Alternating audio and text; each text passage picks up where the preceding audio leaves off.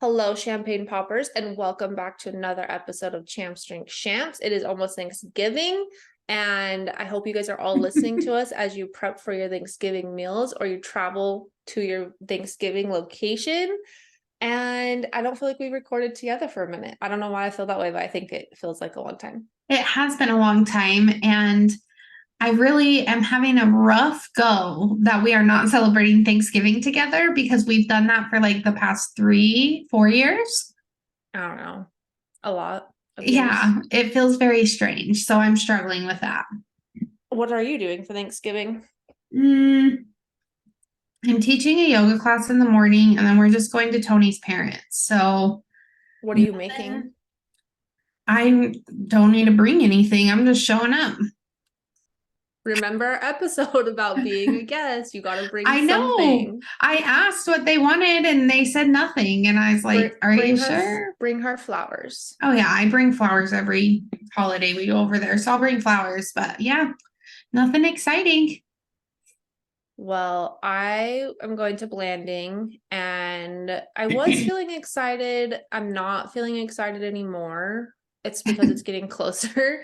And I just had to go to a football game with like a bunch of Blanding people.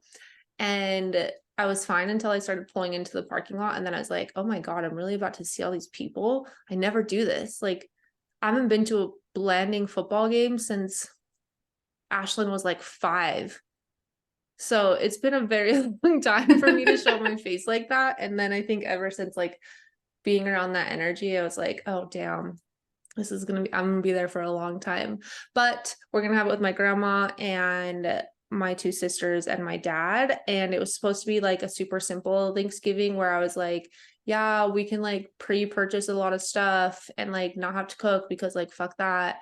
And also my sister never helps with anything. It's the worst. And somehow there's a giant list of shit we're making. So it's gonna be a bunch of cooking and exactly what I didn't want. So I just need to make sure I Yikes. stock up on all of my alcohol to last me for a very long time because they don't sell alcohol down there and I don't know how much I need, but I feel like it's gonna be a lot. So where do So people get their alcohol down there if they don't sell it there?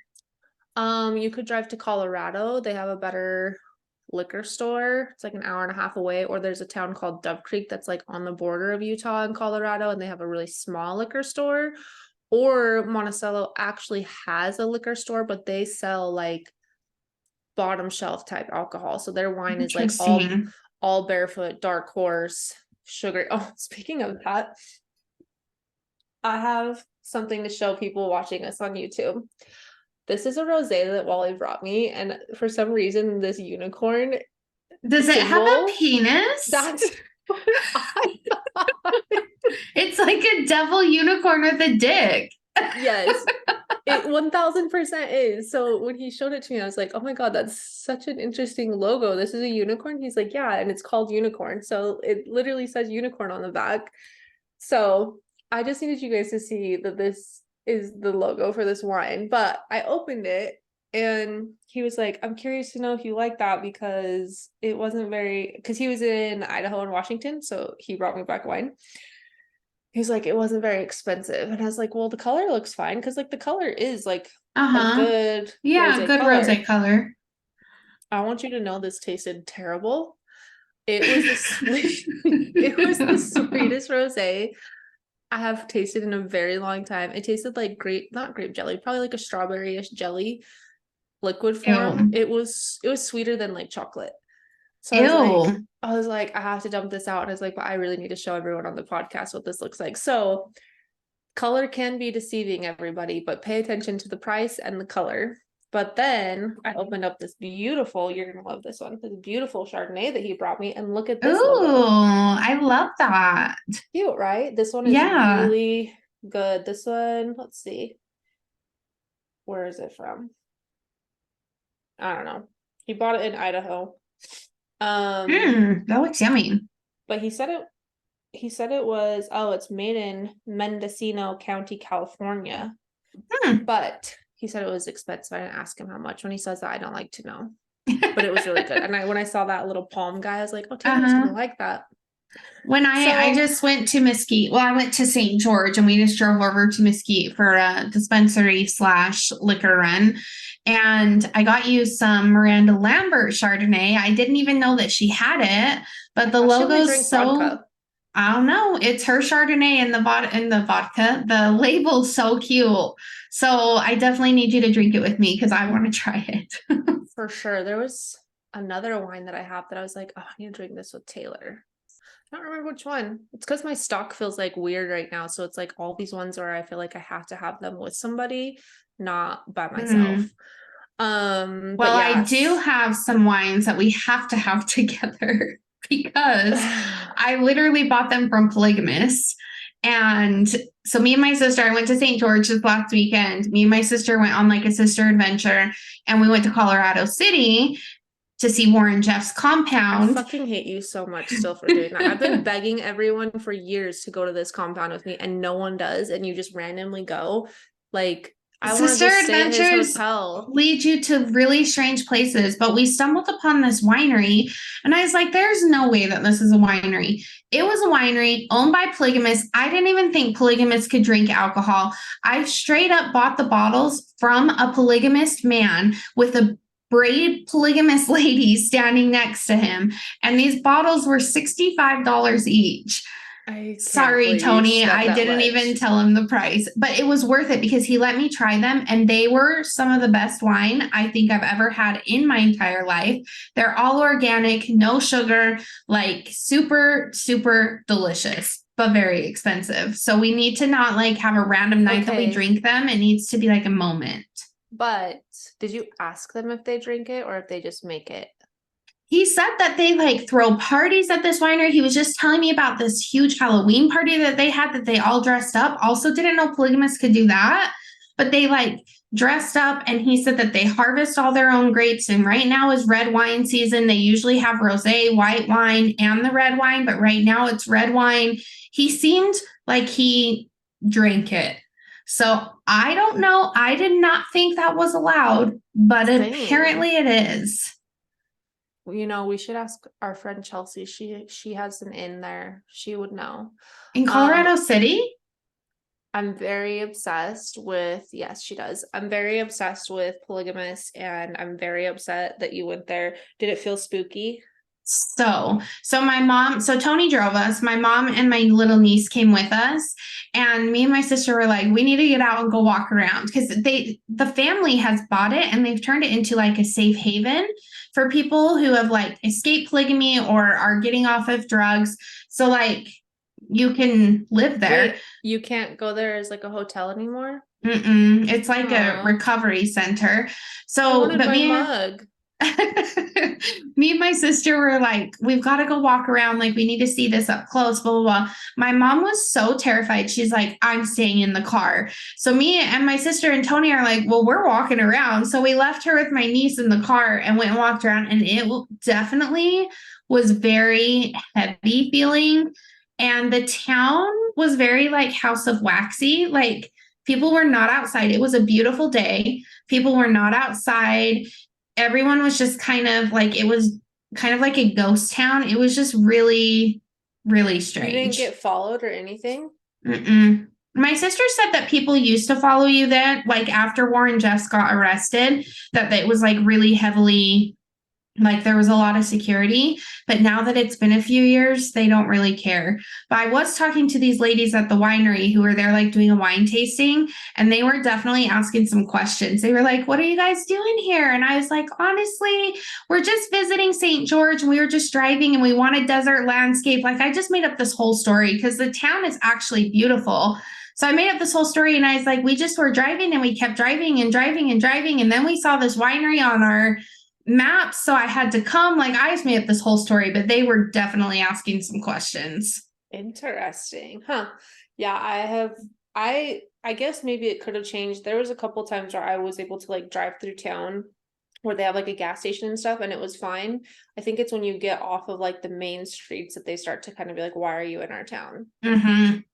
Yeah, it definitely like the further we got into the town, it was very heavy and weird. That's crazy. Well, I'm very excited to try it. I'm very sad I missed out on this opportunity. Well, you're And not, because we're gonna go see Anastasia and go there, so it'll be fine.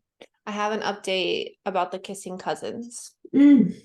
So, those of you who heard the episode, I went on a rant about my two cousins that were getting married. They were third cousins, second cousins. I can't remember. Um, both just barely getting divorced, and I think it's disgusting. And like, just so many things that I've heard are just out of control. One of the things I heard is that my cousin really wanted to marry my cousin to get our Hunt last name so that she could have the Hunt last name. And to me, that's just like really fucking weird. Like, her mom had the Hunt name, but then got married. And so she wanted the name, she just wanted to marry him so she could have like our Hunt name. And I was like, what the fuck? Why though? That's I so don't weird. know, because she despises our family. Their whole family does. Anyways, so what I found out recently is that the boy cousin, he lives in San Diego, and he recently flew the girl cousin to San Diego with her kids to his house to see him or something. Not really sure the full story. No one's really like talking about it now, but he broke up with her on this trip. He said he didn't want to be Why? with her anymore. He flew her and her kids out there and then broke up with her out there. Why though? I don't know. Maybe he realized like this is gross. We're related. That's what I'm wondering, if that, but she's, God, I really don't know if any of her family listens to this. Um, she's a bit clingy, desperado vibes. So I don't know if that was part of it too, or maybe someone finally was like, dude, she's your fucking cousin. I think for like one of the other cousins that I have that's like closer, her mom and his mom, wait, her mom, wait, her mom is his brother. Yeah. So she's pretty Wait, close to what? him. Her She's mom is my, his sister, you mean? yes, that. So Okay. I saw her at this football game and I was like, hey, because I asked Crystal, I was like, hey, what does she think of the kissing cousins? She's like, I don't know. I've never talked to her about it. And I was like, what the fuck? Why not? She's like, I don't know. So I asked her, I was like, hey, what do you think of the kissing cousins? Like, are you weirded out by it? You And called them she, the kissing cousins to the mom? not the mom, to the it's that, oh, that would be her uncle. That would be her uncle, right? Who is the uncle? The The kissing cousin boy? Yeah, yes. Okay, okay. Right? If her mom is his sister, Yeah. that would be her uncle. Yeah. So she asked him, she was like, oh, I think it's really weird. And I was like, thank God. And I was like, if you didn't, I was for sure gonna be like, what is wrong with you guys? And give me all the details. But she was like, yeah, I asked him, like, what's kind of going on with this? And she was like, and she brought her boyfriend over to the house. Remember I told you about how they were going to go down to Blanding and like see the whole family? And I was like, bitch, you know the Mm-hmm. family. So Mm-hmm. they were all at like one of our family members' house, and she was bringing her boyfriend over to like meet people too. And they were like casually making a joke, and she like they were like in this weird awkward moment. And then she's like, "Oh yeah," and then we said something. She's like, "Yeah, this is so and so," and she's like, "But we're not cousins." And then she forgot that they were standing right there, and then she's like, "Sorry." Sorry, So forgot you guys are cousins and getting married. so basically she said that she asked him like, hey, what's going on with this? And he said, I don't know, I'm just having fun right now. Ew. And that's all she really said. But basically they've broken up. I don't know the whole story. I just know that he flew her out there with her kids and then broke up with her. What the hell? That Yeah, is just too much for me. I know. The only other thing I have to talk about right now is I saw this TikTok the other day, and I need to know if you also thought of this. My hair is driving me crazy. If you guys are watching me on YouTube, I'm very sorry that I keep playing with it. We used to do this in our early days of the podcast, but I got my hair done today and it's making me want to cry.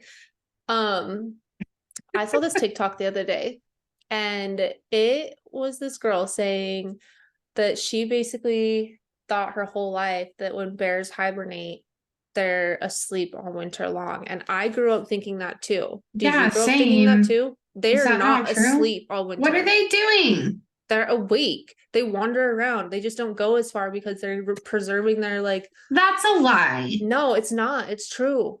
No, we learned that they sleep in like caves all winter and then they wake up in the spring. They get up and wander around. They just wander closer to their caves. It was like this whole TikTok. No, I'm gonna research this and report back because that is I've been lied to my whole life. That's what I said. I even asked Wally, I was like, did you think this too? And he's like, kind of. He's like, I'm not really sure. So now I'm like, oh my God, like maybe it was Listen, just, I believe things like that when I'm like, when someone tells me this is something, I'm like, oh, that makes sense. Okay. And I move on. And then I believe it my whole life. So I just watched it and I got very into it for a minute. And I just had to say, it might not be true that they sleep all winter long. okay, I went to good schools that taught me geography and things, and I learned this in school. And things. I learned this in school that they hibernate. And I'm going to go on a rant. I really am Okay, sick of here's the- people oh, lying wait. to me about my whole life. Holes, that book, lied to me my whole entire fucking life. Onions do not make you live forever. Freaking Listen. Sam. I just Googled it. Bears hibernate during the winter but aren't sleeping the whole time. Hibernation for bears simply means they don't need to eat or drink as much and rarely urinate or defecate. And that's why people think that that's what the TikTok was saying. That's why people think they're sleeping the whole time because they don't see their bear poop and stuff everywhere. I never even see bear poop in the summer. There's little need for food or water and they stay in their dens, but they're not Oh sleeping. my. I am really sick of getting lied to my whole life from things. Yeah. I was like, oh my, I had like, my brain was like freaking out. What the fuck? Yeah, she explained those things in it and I just didn't like save the TikTok, but I saved that my note about hibernating bears. Wow. I'm really shocked Crazy. by that. I really am. And I just have to tell you guys, last week when we were driving to St. George, I was telling Tony that I would live forever because I eat onions with every meal. And he was like, what are you talking about? And I said, Sam from Holes, his donkey lived forever because he fed him onions. Mary Lou is the donkey's name, fed her onions all the time. And then Stanley and Zero survived in the wilderness because they were eating onions and the peaches like in a jar that kind of turned into alcohol. So they were drunk, but they were alive because of onions. I've literally believed this my whole life. And he was like, that is 100% not the truth. And That's I not even Googled a true it. story. Okay, but Like I went to Dumbland and I even know that that doesn't make any fucking sense. I posted it on my Instagram, and let me tell you, my DMs were on fire of people also believing that. And they were No. shocked that it wasn't true either. Holes lied to us. Teachers lied to us because I thought bears slept all the time, and they don't, I for sure apparently. thought the bear thing, but the whole thing I knew was like a made up story that they just were making for the storyline. Okay, well, you were one of the only ones that thought it was made up because a lot of people believe that onions would make them not sick or live forever. We need to do a poll on that one. I'm really curious to see how many we should do on the bears and the Yeah, holes. yeah. Wow. The only last thing that I want to talk about before we dive into our topic, and I'm really, really sorry if you guys don't like Teen Mom, but I have to freaking talk about this. What in the actual hell is going on with Janelle? Have you followed I this? never know. Like No, not her really. OnlyFans is a lot. I don't understand why all these teen moms gave Ferris so much shit about her porn and now they all have OnlyFans, but whatever, that's besides the point.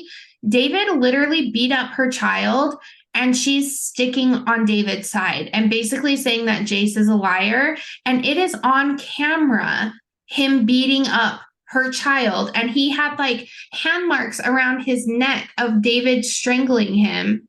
And Janelle's just like, whatever. How is it on camera? Were they somewhere?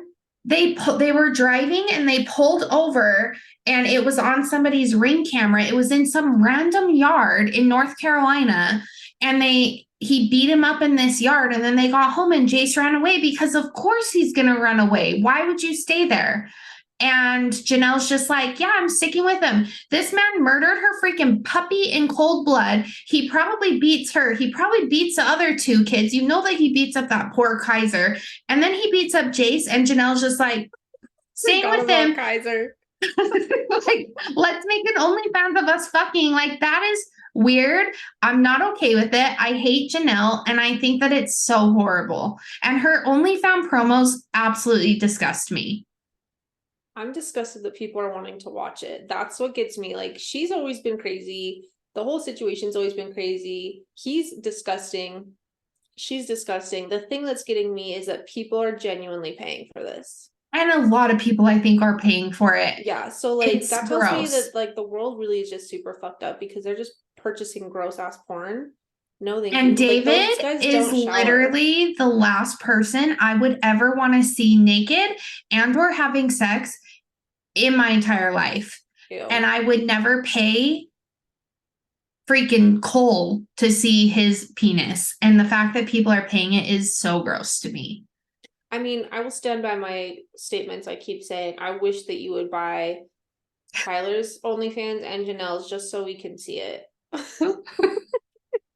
I do not. Just so Tyler's I would buy just so we understand. could see it, but Janelle's I do not want to support her. I think that it is so terrible that she's not leaving this man for what he did. She's a broken person for sure. Yeah, a broken little bird. Okay, Yeah. well, should we get into our topic? I don't know why my camera keeps going fuzzy. Yes, everyone, today we are talking about boundaries. We mentioned them a lot. We had an episode about them, but we took it down because we needed to re-record it because it was in our early stages of podcasting and we needed to be better. So we're gonna do it again. Boundaries is a massive topic. We almost need like a part 1 and a part 2 probably, but we're gonna try and fit it into one episode. It'll be just like the very basics, I think. Yeah. Okay, so let's go ahead and dive in. So, of course, I always start with a definition. So, the definition from Psychology Today, my favorite website, is boundaries are an essential form of self-care and for creating positive relationships. Boundaries differ from person to person and are mediated by variations in culture, personality, and social context. Boundaries appropriate in a business meeting would seem irrelevant in a nightclub with old friends. Setting boundaries defines our expectations of ourselves and others in different kinds of relationships. One thing I wanted to mention with like the definition of boundaries is there's a difference between walls and boundaries. So I think sometimes those can sound I fucking can't with your lights flickering. That made my nipples so hard. Walls and boundaries are very different, and your lights flickering might be a boundary for me. Please go away, ghost. It's always okay. when we talk about something serious. Yeah, it's so weird. Okay, so walls versus boundaries. So I think sometimes it can be confusing. Like people will be like, oh, they have their guard up or they have their wall up, blah, blah, blah. They could probably just be talking about boundaries. So I wanted to kind of give a few examples of what walls are and what boundaries are so people can separate the two. Walls would be keeping everyone out. They're built upon fear. They lead to isolation, a sign of unresolved past wounds, and make you a victim of your past. Boundaries keep unhealthy people away. They're built upon courage. They keep you safe. They're a sign of awareness and self-respect, and they deepen healthy relationships. So I think it's important to keep that in mind, like as you start learning about boundaries or setting them or reevaluating your boundaries, that you're looking at those two things and like looking and saying like, am I just putting a wall up or is this an actual boundary? There are 7 different types of boundaries. So we'll kind of dive into those. So these aren't in any specific order either. Number 1, time, how much time you spend with someone or doing something. Number 2, mental, freedom to have your own thoughts, values, and opinions. Number 3, emotional, how emotionally available are you to others? 4, material, giving or lending things to others. 5, internal, self-regulation, energy expanded on yourself or others. 6, controversial, topics that you do and do not feel comfortable talking about. And 7, physical, so privacy, your personal space, your body, etc. I had those also written. The only other one I have that's different is I have sexual on there as a type of Mm, boundary because I think that coming from someone with like severe trauma in that area, I think that one's definitely like a type of boundary. And then I also mhm. have I brought it up in our last one. I actually remembered when I was like looking at some of my notes. Yeah, I do keep notes for a very long time. I just realized I called myself out on that. Um, the other part that I had on types of boundaries was that there are healthy boundaries, loose boundaries, and rigid boundaries, and those are also types of boundaries. So those were things that I'd learned in therapy when I learned about boundaries was like healthy, loose, and rigid. And we like talked about like those different stages of like how those types of boundaries are. So I think it's like important to notice that there's the types of boundaries that you just listed, but then you also have these like levels of putting those in boundary. I don't know, like how Mhm, you set them, I guess. I don't know how to explain it, but mhm. I have like a thing from or like a content page I'm going to make about like some examples of like the loose, rigid, and healthy so that we can like show some examples because I think that that would be really helpful for people to understand what that looks like. Sometimes I Yeah, have for very sure. loose boundaries. I think that that's important to say about boundaries is you need to know what your limits are. So one of the things like going into kind of a little bit about the tips of how to set healthy boundaries. The first thing that a lot of different websites and like my textbooks for school right now said is to identify what your needs are. So I thought that this would be like a really good journal activity to do, especially with the holidays coming up. Your boundaries are really going to be tested a lot, but kind of noting like what makes you feel anxious, who makes you feel anxious, why does it make you feel anxious, identify your triggers, and then like coming up with ideas on how you can avoid those triggers or maybe not even be around those triggers at all, but really just identifying who, what, where, when is bothering you or could like cross your boundaries or teeter that line of crossing that your boundaries is very important. I think with that too, like taking it like a bit smaller instead of using the word trigger too, I like to think of them as like, what is my limit with this situation? Because I think sometimes trigger can have this like heavy connotation of like it has to be some big impactful, this is so triggering to me. Like I like to break them down sometimes of like, I am at my limit with this person, or I've reached my max, I can't go anymore. And it probably is considered a trigger, but to me, I like to phrase it more of like, this is my limit, like I'm done.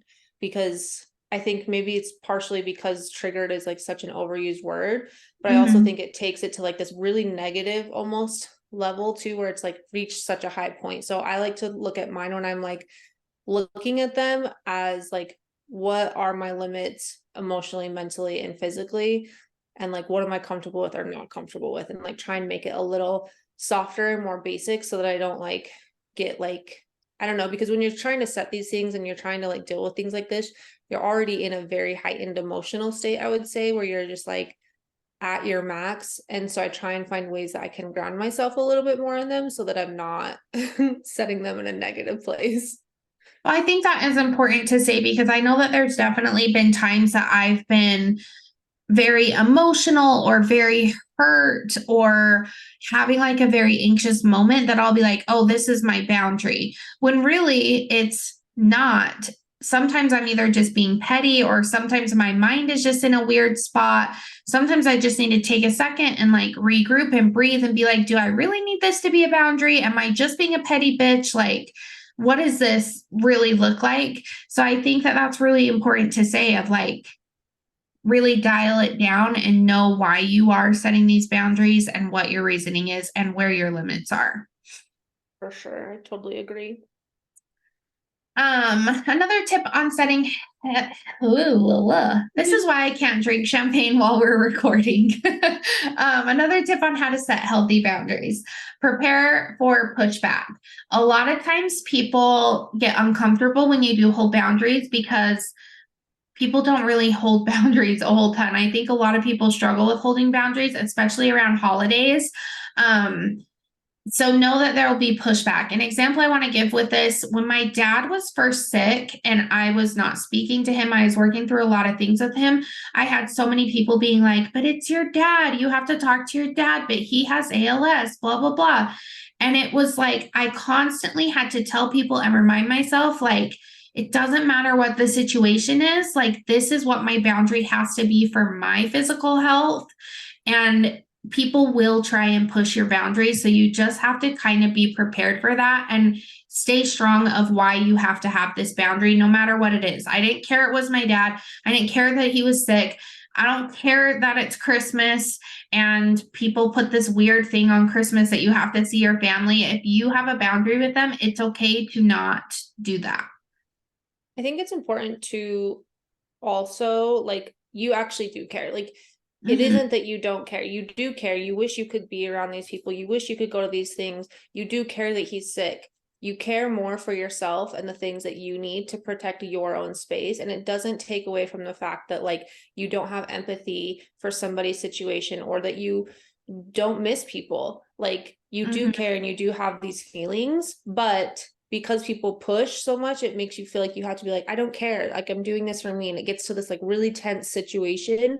One of the things that I had written down is like, when it comes to this, like, when you feel like you have to keep being like, oh my gosh, like, I'm not coming, or I don't want to go, or this is my boundary. Like, figure out how you can adjust your approach on communicating your boundary to people so that they can hear you, because sometimes what we're saying, they're just not understanding where it's coming from. They're not getting it, or we think we're saying it, or we say it in like such a firm way, or we say it too soft, and so they're kind of like, what the, like, they can't figure it out. So if you feel like you have to keep reinforcing the boundary, figure out maybe the way you're communicating it, and think about more of like the people that are receiving the information. Like, who are they? How do they receive information? What's the best way to talk to them? Those types of things. Because if you get to that level, they're actually going to be able to hear you a lot better, and you might not have to keep reinforcing it every year. Mm-hmm. And that leads right into my next thing is communication. Communication is key with boundaries, whether it's communication with yourself or with others. Communication is the key to boundaries.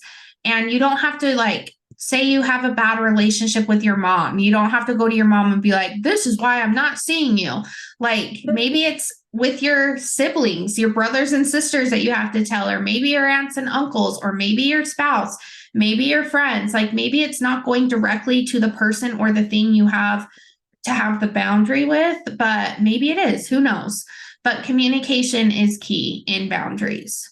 I think too, like, it is really important to make sure you communicate your boundaries, but you also don't have to go shouting it from the rooftops and being like, I've decided I have a boundary against you. This can look like taking space, not going around them as much, not talking to them as much, not texting them as much, not calling them as much, not interacting with them as much, like whatever it needs to look like.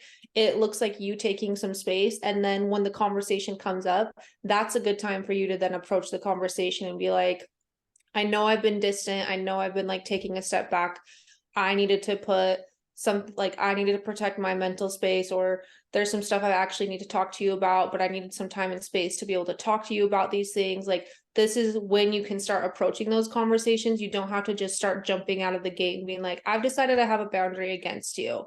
Like, use I statements and like distance yourself from the situation to get yourself into a healthy mindset. And then if someone starts pushing you, asking you why you're not coming around, they won't take no for an answer, that's when you open up the conversation. You don't just come out and be like, all right, I've decided I'm done. You can, if it's really like, if it gets to that point, but there usually needs to be some type of conversation happening. You don't just call somebody and be like, I just decided today I'm done with you. Like, See ya. again, you could, but that's not a healthy boundary. Yeah, yeah. That's toxic. The next one is consistency is key. So stay consistent in your boundaries. There are going to be situations that, yeah, your boundaries may change. I know that there's been situations with me that my boundaries are fluid, but there are also situations that my boundaries are very hard boundaries. So staying consistent, especially if it involves other people, like your family, friends, coworkers, whatever it may be, if you're not consistent, you can't ever expect those boundaries to be respected because people aren't going to take it seriously if you're not consistent. One thing, I don't know why this just made me think of it, but when it comes to family too, don't try and get your family to like join in on your boundary. Just because you put a boundary, I don't know what it is that you said just barely that made me think this, but like just because you put a boundary in place and it comes to like a family situation, don't be trying to gather all of your siblings or your mom or your dad to see your side. If someone wants to talk to you about it and they want to have an open conversation, fine, but don't be trying to persuade them to like rally against somebody. Like this, setting a boundary isn't so that you guys can isolate and attack people. It's so that you can do something that you need to do for yourself. Yeah, 100%. I did want to ask you, since you're the career lady, how would you do like boundaries at work with like coworkers? Honestly, I think it really depends on the situation. I actually do plan to have an episode about this, but one of the biggest things that like I think is crucial with coworkers is knowing when close is too close and knowing for sure like who you can trust, because like you can't trust everybody. You can't just go venting to everybody. Know if it's your boss. If it's your boss, like you should be careful with like what boundaries you're putting in place, because you have to a certain degree do certain stuff because it's your job, but then there's also times where bosses will take advantage of that. So really like there's just so much that goes into it with work, but my biggest thing is like not getting too close to your coworkers, because that can be like pretty toxic. That's when like a lot of isolation will start with other people start like getting these little like groups, those types of things start happening. But then also like it's really hard for you to establish yourself outside of work if you become too consumed with your work people. Like those are always my biggest things. And then like just not gossiping. Like gossiping at work is like the worst thing. And to me, that's a huge boundary. Like when people want to come talk shit, you got to be like in a very, very close circle to me. Otherwise, we're not talking shit. You can talk to me, but I'm not saying anything. So yeah, I don't know. There's going to be an episode about it because there's so much when it comes to work that I would say for like boundaries. Okay, cool. Okay, so some examples I have of healthy boundaries are saying no to things that you don't want to do. And I think that's the hardest thing for me because I want to say yes to everything. But I've really, these last couple of years, these last few months, had to learn to say, like, I don't have the capacity to do this, or I really don't want to do this. So yeah, saying no to things that you don't want to do, expressing your feelings responsibly, talking about your experiences responsibly, addressing problems with the person directly rather than a third party. That kind of goes into what Shelby was saying about gossiping.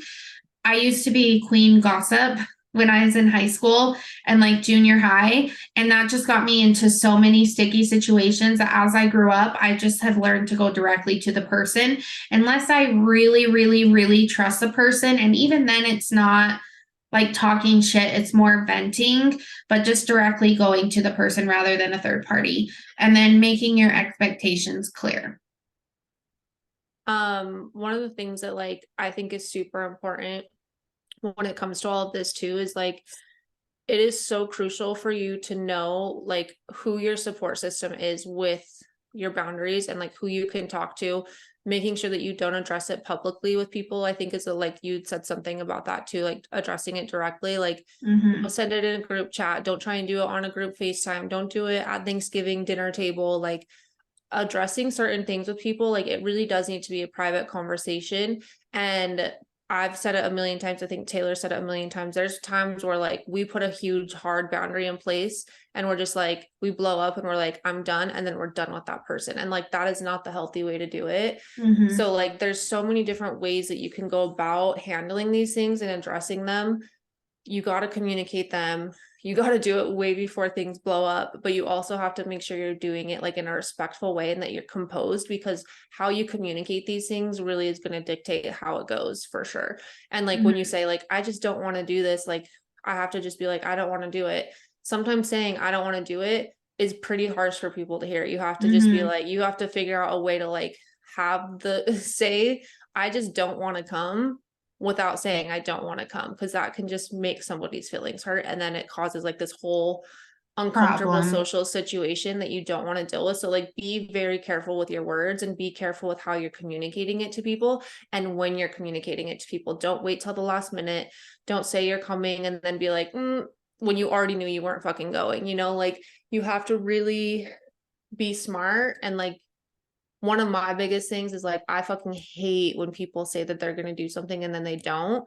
And I had to like have a real harsh reality check with myself, because there'd be times where I would say I was going to something and I'd be like, I'm not fucking going to that.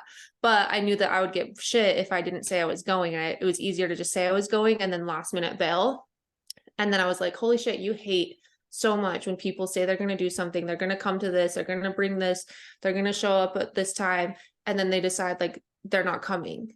And then you're pissed off. Like, don't do it last minute. Communicate it when you need to communicate it, and like communicate it not harshly. And don't blow up on people and then ghost them. I.e. Taylor does that a lot. I mean, I don't feel like you've done it recently, but we No, also but I haven't had used to. any toxic Yeah. issues. Yeah, I used to We've do that. cleansed So ourselves. um so basically keeping boundaries simple, define, communicate, stay simple, apply consequences. That's what Psychology Today said. Simple Why boundaries. consequences? Damn. I think what it meant by that, because I was kind of like, oh shit, that's really harsh. But what I think that it meant by that is like, if people don't respect your boundaries, what are the consequences going to be for that? Maybe you don't see them. Maybe you don't go to Christmas dinner. Maybe you don't buy them a Christmas gift. Maybe you don't celebrate their birthday. Like, I think that's what it means by apply consequences. I have a couple things that I'm going to turn into content that we can share with you guys. But one of the thing, like I have a list of things for things you can say to set boundaries. One of them is I have made up my mind about this. That's like a point blank statement. Like, I've made up my mind about this, and you just kind of like drop it. One thing that I use too a lot is like, we're going to agree to disagree. This is where I'm at on this, and I don't plan on changing my mind. Like, this is where I'm at, and we're not going to agree on it. So we should just drop this right now. And then I'm like, done. Because it's like, you can sit here and talk in circles to me, but we're not going to agree. So I think that one's a big one.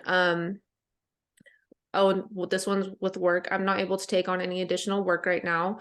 Um, this one says, oh, this one's good for Thanksgiving.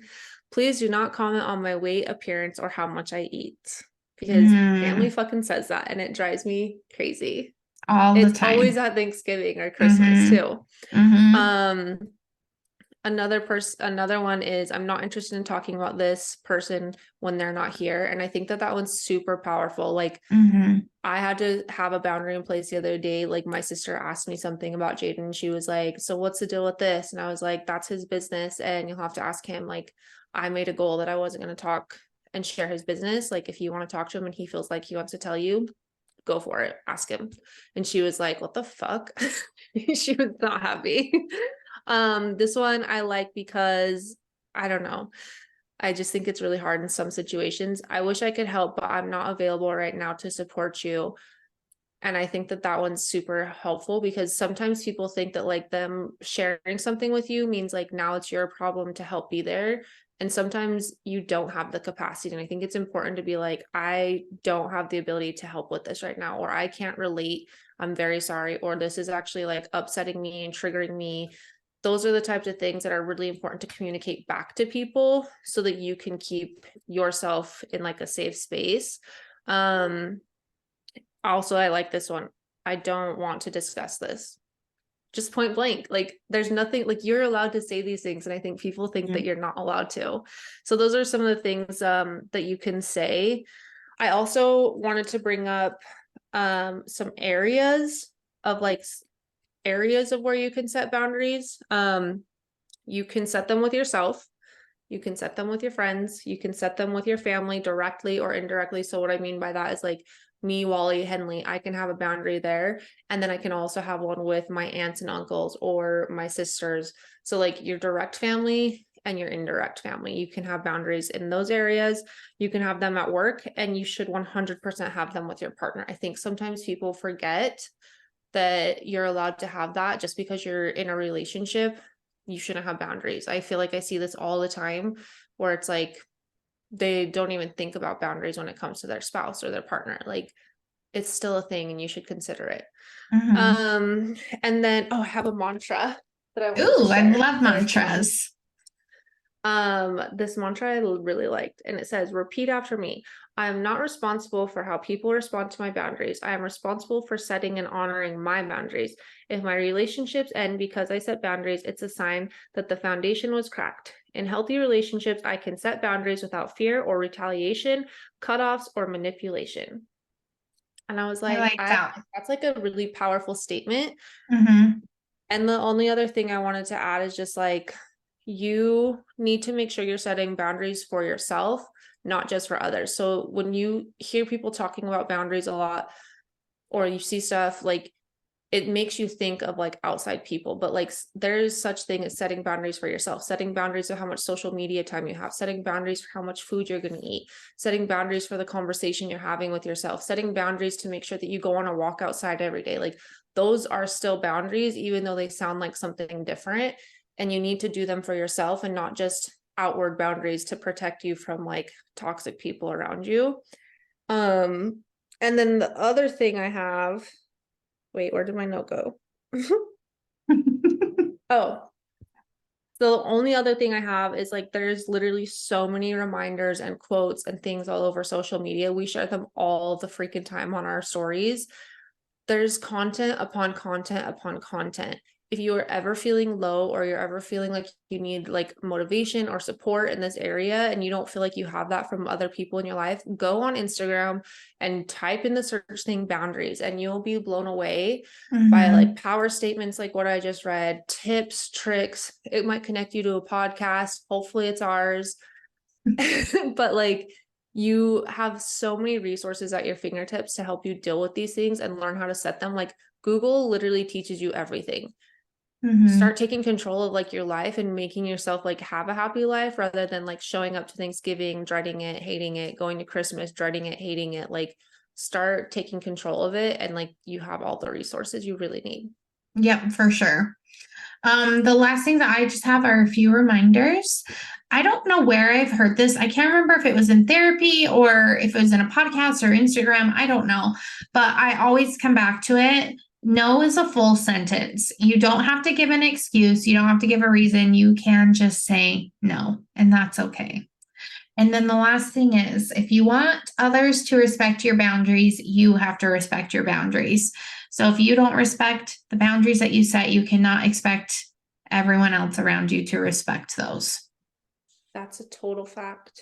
And also I would add to that too, like have people in your life that can help you when like communicate your boundaries to people that's like in your support corner so that when they see you like being loose on your boundaries or not respecting your own boundaries, they can help you be like, "Hey bitch, I thought we weren't doing this." Because Mm-hmm. just that little like conversation alone can be like, "Damn, you're right. I fucked up and I'll do better tomorrow." You have to give yourself grace when it comes to boundaries. Like For you're sure. going to like mess up all the time. People are gonna mess up all the time. And like it's totally okay if you fuck up and you didn't hold your boundary.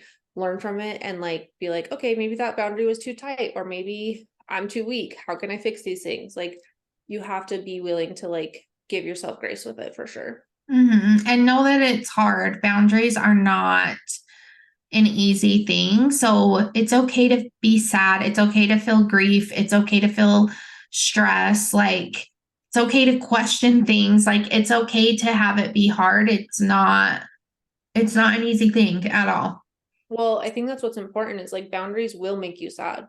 Boundaries Mm-hmm. will make you feel like you're losing a friend, you're losing out on an experience. There's been so many times where I have like a boundary and like I have one right now. My sister-in-law, who is my best fucking friend, we're not speaking. It's been a year and a half.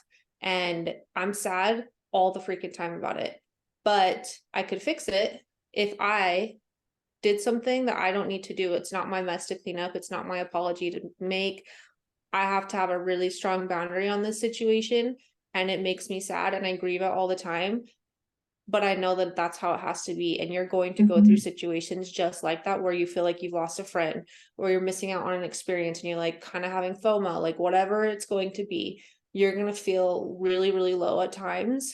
And you have to just remind yourself, like, is this a boundary that I want to keep and should keep for myself? And then you just stick to it. Like, you just gotta. Mm-hmm. Yeah, for sure. Should we do our asking for a friend? Yes, our asking for a friend actually is perfect for the theme. And our asking for a friend is I do not want to spend time with my spouse's family. Help. I'm not alone in this, am I? No, bitch, you're not.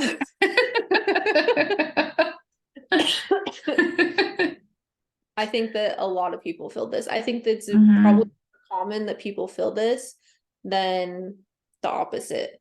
Mhm. Luckily, I lucked out. Wally loves spending time with my family. I don't have to go through these conversations. He for sure has to go through them with me because I don't enjoy going to that side of the family. But when there's a time and place, I do it, but it can be really, really hard. And I know that I don't show up as like my best self sometimes. Like I could be more social, I could be more this, I could be more that. I could do it more often for him and be like throw him a bone, but I can only do so much. So I don't think you're alone. I think it's okay to feel this way, but I think as long as you and your spouse are having conversations about it and like if Wally ever came to me and was like really upset about it and like was like, hey, I want to spend more time with them and I want you to come and I want this and blah blah blah, we would talk about it and I would like get my act together. But homie's not holding me accountable. So as long as you guys are having a conversation and you're on the same page and he's okay with it or she's okay with it, then I don't see the problem. It sounds more like a boundary. Mhm. I don't think that whoever asked this is alone in that. I know that I for sure feel this way sometimes. And I do have conversations. We do have pretty in-depth conversations about it. And I think it just goes back to identifying why you feel this way, why you feel like you need to have this boundary, and then communicating it with your spouse. It's like pretty in depth of like, this is why I feel like I need to have this boundary. This is what hurt me. This is why I feel uncomfortable. This is why I feel anxious. I think just identifying and communication is really key in this situation. I totally agree. One thing that I know that Wally and I have done too in these situations is like one thing I've told him is like I'm willing to do it, but you don't get to just leave me alone with them. Like you don't get to just be like, "Oh, cool, we're here," and then you get excited because you get to go see a bunch of family, and then I'm left to the fucking wolves. Like if that's what's gonna happen, then I just would rather stay home and like you can like tell them I had other plans. I don't care. Mhm. But so there's times where he's had to be like, I will like hang out with you and like we'll do stuff together because otherwise it can get really uncomfortable. Like families can be very uncomfortable. And if they've done stuff to hurt you or they're just not nice or you know that they don't like you, I wouldn't want to go either. Yeah, yeah, it's hard. It really is hard. And it's hard when like your spouse wants you to go and yeah, marriages are not easy with situations like this. Honestly, family is just not easy. Like family is No. such a messy, messy world. It can be Mhm. so beautiful and have so many beautiful moments, but unless people like actually try to be good human beings, it can be a really shitty situation a lot. Yeah, for sure. We need For more sure. good humans. Yep. Oh gosh, sorry. Well, anything else you have to add? The only thing I have to add is everyone better be on their Christmas shopping adventures because it is coming in 8 weeks. We Mm-hmm. are already in the middle of January. Ah, So by the time you listen to this, it will be Thanksgiving and you will have literally like 4 weeks to get Christmas in order and shit does not stay on the shelf. So like if you no, see it, get buy it, it. get your wrapping paper, your ribbon, your bows because that shit flies off the shelves. If you don't like going to the store like me, I do big ass bulk orders online and everything just gets shipped to my house and it just piles up. But make a list of what you bought so you don't have to forget that you bought all these things. And if you see something at the store, don't be like, oh, I'll come back and get it. If you see it, you have to get it. It's not going to be there. Like Wally's even started to learn that. He was like, I got these for Henley because I knew if I went back in a couple weeks, they would not be there. And I was like, you're right. Good call. If you see candy that you want for stockings, like everything, you guys just gotta start preparing because shit's wild these days. It's lawless. Bitch, let me tell you, nobody wraps their presents like you. Nobody needs bows except for Listen, you. I forgot. I just ordered my wrapping paper and I'm so excited. because I always do like a themed wrapping paper. Like the colors under my tree have to be like the theme I went with for the year. And I've always wanted to do the like brown craft paper with Oh, I like love red that. and green and stuff. And this year I finally committed to it because I usually want to do it, but then it's really hard to find it if you wait too long.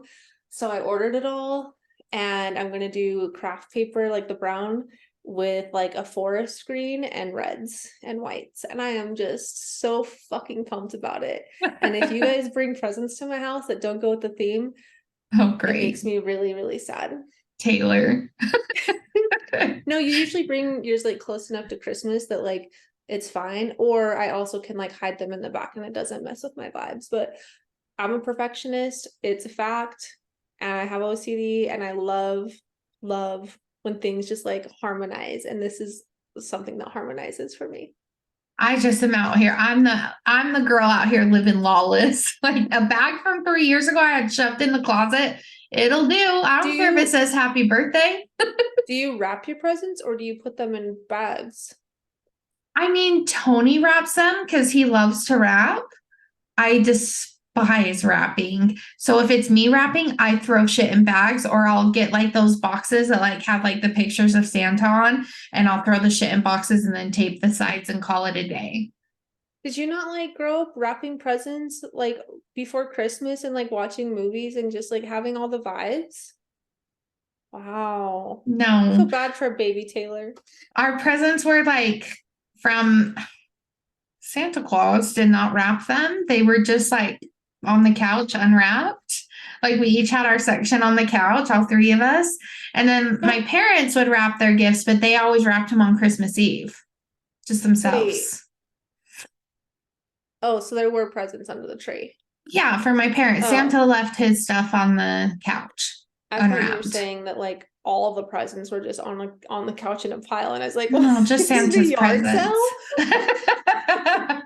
We had to fight over who got what, me and my sisters. Wow, I was so confused. I was like, I have so many questions. Well, I'm just saying, Okay. everyone get your wrapping paper and your presents, get your shit in order. Yes. Thank you guys so much for listening. Make sure you follow us on YouTube, like, rate, review, share with a friend, and we will talk to you guys soon. Happy Thanksgiving. Gobble gobble, bitches.